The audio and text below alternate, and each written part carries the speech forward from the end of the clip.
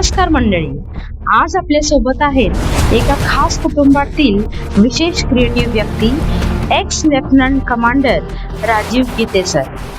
आज आपण यांच्या जीवन प्रवासातून भारतीय नौदलातील शिस्त, नेतृत्व, राष्ट्रसेवा, समुद्रावरील त्यांचे अनुभव, महामुंबई मेट्रोमधील सुरक्षा जबाबदारी, तसेच आधुनिक तंत्रज्ञानाची भूमिका आणि तरुणांसाठी खास करिअर मार्गदर्शन प्रभावी पद्धतीने जाणून घेणार आहोत. तर मंडळी, आजचा हा स्पेशल एपिसोड शेवटपर्यंत नक्की बघा.